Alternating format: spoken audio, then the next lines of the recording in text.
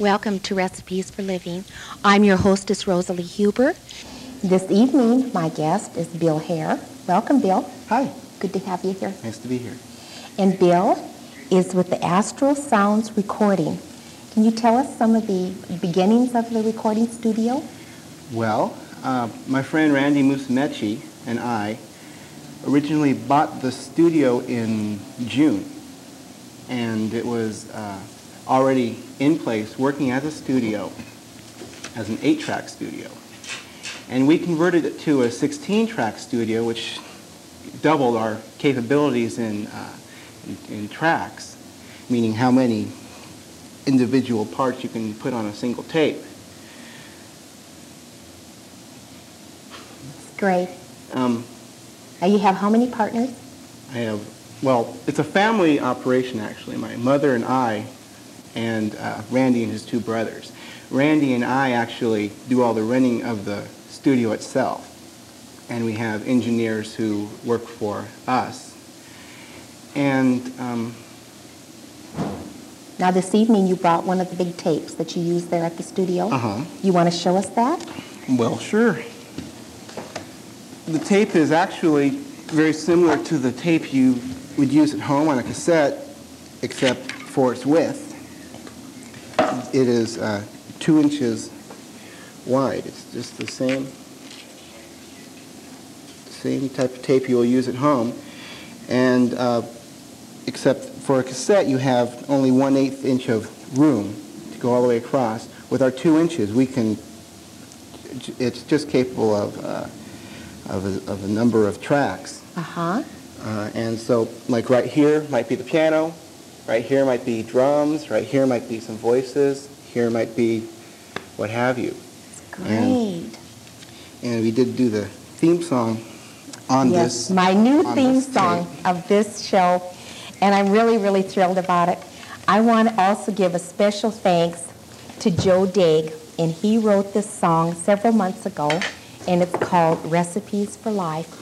And while viewing my show, he just came up with this new theme song, and then what do I do with it from then? He presented it to me, but it wasn't complete. It had to be recorded. And there, from that point, Bill came into the picture. From that point. And Bill took that theme song, and it really wasn't put into any time, either 4/4 time or half time. Just words on a piece of paper. Words on a piece of paper. A rough melody. And a rough melody. And this young man took it home and worked on it many, many hours and came up with, I think, a wonderful theme song. He finished it. And thank you. I thank you so much for that. Now this evening, we will have a fun time showing you some of the runnings or the beginnings and carried through how we recording. Right. The recording session of the theme song. Yes. So maybe we can have the first slide. Okay. And we'll go from there. Oh, there's Joe. Oh, there's Joe Daig. By the way, Rosalie took all these pictures, and we found out she's a very good photographer. Thank you, Bill. This was on the first day that we had the girls come in and sing. Joe's daughter sang on this. Nova. Also. And that's Joe. I just wanted to put that in to show who wrote it. Thank and you. that is in the studio. He writes Western music also. That is our recording console, our recording board, where we run all the signals in and out. That's how we keep track of where things go on the tape, and we don't lose it all. It's very interesting for me to come down tonight because I saw how you guys do it in television. That's the whole other side, and I was happy to do that. And I thought also, and then we'll just talk a little bit about that last slide, where that is a famous oh yes, board. Yes, about the studio equipment. We bought it from, it was in Capitol Records, Studio B down in Hollywood, and so very famous people have recorded on our equipment, from Frank Sinatra to the Beach Boys to everybody on Capitol, actually, has used that board. That's great. What I am pointing to there is what's called the patch bay. I noticed you have those here too. that's just how I can route the signal through any type of effect or echo chamber or equalization, the tones. And you can pass them to the next one. And that's your drummer. Maybe no one noticed, that is the drummer of the theme song. It was a machine that was programmed. It's and fantastic. that just went directly into those holes. Okay, the next one. I put a guitar track on next. Just got the rough chords out and to what Joe's melody Bill, was. you're a wonderful guitarist, and that's how we first met too. Yes. When you were in the guitarist in the Broadway show this summer. Mm-hmm. I was bass player actually. Yes. Bass player, and I was so impressed with your work, and that's how we first met. Right. And little did we know that that you would record my theme song. Right. You know. Little did I know we would have the studio a month after that. Is that right? That's right. true? I didn't know anything about what was going to happen. That's just wonderful. Oh, I guess... Is that the piano? That's the piano. That is a stage shot, I'm sure, because I didn't really play the piano on it. My father played the piano on it, and that was, I think, when I was teaching a part to the girls. I think you took that, and I looked kind of surprised there, don't I? And there are 3 of the girls. Yes, Carrie Black, Kelly Black, and Jennifer Huber. Right. The soloist. On the second time this was the second time we met. Second time, right. And right, and I put that in because that was very cute. You took a very good shot there. Thanks. That's Jennifer again and Carrie Black. Okay, well, I put that in to show right behind me, to the left of me, that rack of all those knobs and stuff. That is how you get all the echo and the it just is what strengthens the sound of everything. I can take a very weak track and I can just pump it up with all its stuff behind there. That also runs through the big patch bay, that big thing I was pointing to in the first slides. And at the end, all I had to do was play it back and put everything together onto a cassette, which I finally gave to you. I just slide those levers up and down to where the volume should be, and a little more complicated than that, but that's basically it. I think it is more complicated than that, and you're very talented. Oh, thanks. And I thought it was wonderful, too, how you even brought in other singers when we weren't there. Right, right. And you could, bring them in other voices then and blend them all and work it all together. And how did you do that? Actually, I did most of that stuff when you weren't there. The instrumental parts I did on my spare time and middle of the night and things like that. For the singers, I'll tell you why I did that. There were some parts that were a little bit weak and disjointed, and what I did, I brought in 2 singers who were a bit older, and I blended them in so they didn't come out front. The young girls were still out front, and the girls who had a bit more experience were mixed back, but it strengthened the whole thing. You really did. And that's the reason I did that. Oh, and I thought it turned out just great. I'm so pleased. I am really, really pleased with my new theme song. Well, that's great. Not that I didn't like the other one too, but this is just fabulous. Bill, can you tell us some of your musical background? Oh boy. Well, I started very young. Some of my first memories, my father's a professional musician. Some of my first memories were of my father's band playing in the living room, all the old rock and jazz stuff, and I had always wanted to be a musician. After that, in high school, I became very active musically, studied with some really talented people, and I got a lot of encouragement from the other students and the teachers there, and I thought, hey, this maybe is a talent that I should really concentrate on. So after I graduated from high school, I enrolled at San Jose State into the music program. I did only 1 year at San Jose State, but I learned a lot and was able to play with some top-notch musicians. And they also encouraged me to keep going on. Also, during that whole time, I'd been doing musical theater, the way you first saw me. That strengthened a lot of my performing, reading type skills. And at the time I was in San Jose State, I started joining the local rock bands around, playing with more rock musicians, and band went into band, and I started doing some recording with some more people. Actually, my first recording I did was with Lem J. Ignacio, who you met that same night. Mm-hmm. And it actually happened to also be, that first recording session I did happen to be in Astral, the studio that we have now. Great. My latest band is called The Money, and we just finished an album at Astral. Yes. I'm glad you brought it with you this evening. I brought it with me. You want to zoom in on that? I think that is so clever. That cover is really, really clever. Because there's the name of the songs are around the board here too. That's super. Yes, we worked almost a year on this record. Starting off with the old equipment we didn't have yet in the studio that we didn't own yet, mm-hmm. actually. And after we bought the studio, we were able to take our sweet time on the record and not have to worry about paying studio time, which is rather expensive. And we'd do it whenever we felt like, and so it really, we did it very relaxed. It was really nice. And it just came out, 2 weeks ago. And it's available at Tower Records, if I may plug that. Oh, yeah, that's fine. And I congratulate you on this. Thank you. Very nice.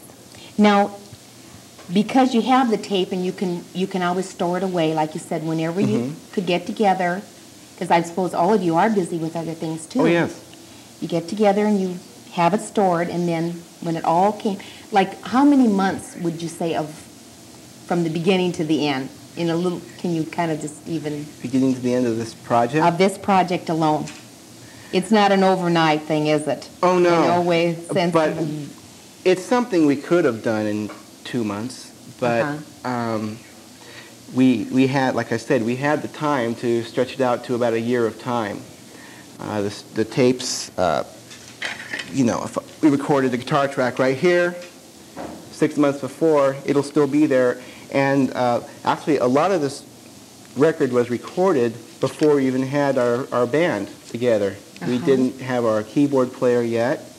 And like I said, things will stay on. If I wanted to go over another track, we actually still could change stuff on the record and not affect all the other parts. That's the beauty of having the tape and having it all stored there. Right. Really? Oh, that's great. Right. Now, how many records have you already processed in your new studio? It's Astral Sounds. Right. As far as records that have been done at Astral's had quite a long history of records. Since we've taken it over, we have recorded records for, I believe, 4 or 5 artists, and a lot of those are still being printed now. So yeah, I'd say 5. So you don't do the actual printing there either, do you? I mean, it has to go to another studio then? No, for all of this was all done in the Los Angeles area. Okay. And we like had the cover is done in Los Angeles? Well, the cover was designed here in San Jose by an artist named Tom Marciona. And we sent this artwork down to Los Angeles along with our master tape of how we wanted the record. And it came back to us like this. Oh, it's clever. I'm glad we didn't have to do this part by ourselves. And we had 1,000 printed for our first run, and we'll see how those go. They look like they're doing very well right now. Good. I'm happy to report. Good. And so we might be putting together another run pretty soon of the same record. Okay. And we are right now starting on our second record. And we're going to take our time on that one again. And we're also we're having our first live performance. The bands who have their own studios sometimes start out making the record and then play live. And for 99 out of 100 bands, it's the other way around, because most bands aren't as lucky as we are to be able to do that. We will be playing for the first time Saturday, the next Saturday after this, on the 23rd of February. And where will you be? We'll be at the Cabaret, and then we'll be playing again at the Cabaret on the 16th of March. Okay. With a band called The Call. The Call. Right. Good. It's great. You know, I just can't thank you enough for the recording theme song. That was just super. I was glad to do it. It was a fun project for me, actually, because I don't do most of the engineering. We have a very talented engineer who's also the guitarist in my band, named Jeff Tracy. And actually my partner Randy is also in this band, so we're pretty much a really like a family, aren't band. you? Right. And so doing your project was good for me because it was one of the few times I've gotten to do the engineering myself and got to play with the board and actually got to sit in the studio alone and try my instruments out and see what I can do with the machine. It was the best excuse I had. Well, you did a super job. Thank you. Now, for any young people that would be starting out in entertainment field, you have, you know, some idea to, you know, things to tell them? Well, sure. Work your way up. That's the first thing. Don't try to be a rock star. I noticed a lot of 12 and 13-year-old kids, and they get a guitar for Christmas. You know, they're going to try to release their first record by next Christmas. And I think for musicians, the way I got my best experience was through musical theater, which I know you're familiar with, playing in the orchestra pits. And any rock instrument is adaptable to the orchestra pits. Most people don't think of it that way, but the rock instruments are generally bass, drums, keyboards, and guitar. And any of those can be put into that type of a situation. So musical theater, I think, is one of the best ways to get experience because you can get your experience through the local theater groups, and every city has at least one theater group, and that's the best way for any musician. They can walk in, because the theater groups always will need musicians. They can walk in and ask them, and if they can't get the part the first time through, you know, there'll always be time down the road, and that's right. The best free way. It's a free way and a fun way to get experience. You don't have to go to big schools or anything like that. It'll really teach you how to read music, which is a help, but not necessary. And you know, I found that through like San Jose Children's Musical Theater, there are so many caring people. They really care about the youth, and everyone has a wonderful time. Oh yes, I worked with them many, many times, and they were actually one of the first groups I ever worked with when I was probably about 14 or 15. That's great. And yes, I've always loved that group. And every group you'll find is the same way. The theater in general is a big family. It really is.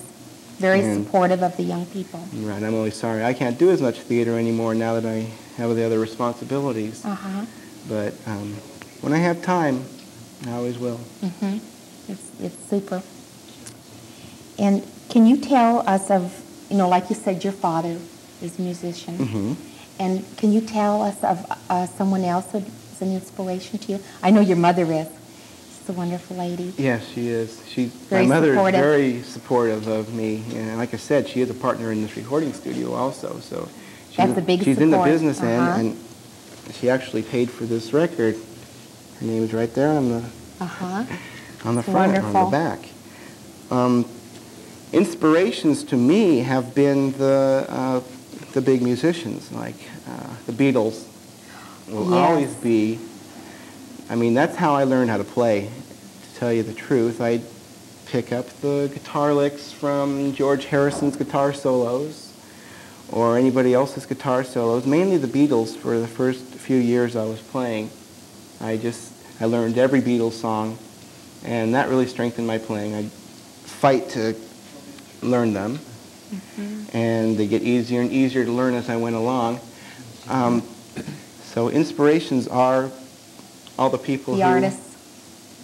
I know even for my daughter with her singing, a lot of the Barbra Streisand, well, even Frank Sinatra. I mean, she loves his music and the Beatles, and it's just super. I know you're a Beatles fan. Yes, very, very fervent. I got to study with, we were talking about Barbra Streisand and some of those people. I studied with one of the biggest studio players during the 1960s. She played, her name was Carol Kay. Actually, her name still is Carol Kay. She played with everybody during that time. And she was always one of my idols and inspirations. Even before I met her, I got to meet her through another teacher that I had. And I studied with her for not very long, but enough to get inspired to the point where I was really going to go for it. Well, what do you see for the future? I see a big future for your studio. I really do. So what a wonderful beginning you've had. Yes, and I've been very lucky in that way to be able to, at my age, and I'm 21 now, to have had the support to do this. And the future looks good, I think. I've got a long time to fall on my face if I don't. That's the best thing right now. And I do have the time. That's great. And I know in your future you talk of travel. Is a couple trips you have thinking about? I always want to travel, yes. And also another way to do that is go on the road with a band, and that's what we are going to do real soon. I don't know when real soon, but that's one of the best things. I've done a few trips, semi-local, actually down to Southern California with one theater group, and that was some of the best times I've had. And there have been talks about taking trips to Europe and Japan with this band, and we're hoping to do that real soon. It's just great. It's wonderful. And you can tell the audience again where they can get this record. They can get it at Tower Records in Mountain View or Campbell at the moment, and we are still distributing right now. Like I said, it came out about 2 weeks ago, and so it'll be spreading out to more stores at this time at Tower Records. Great. And that's Astral Sounds Recording. And I've been talking with Bill Hare this evening, and I thank you again very, very much. Thank you. And I'll see you next week. Okay. Thank you. Bye.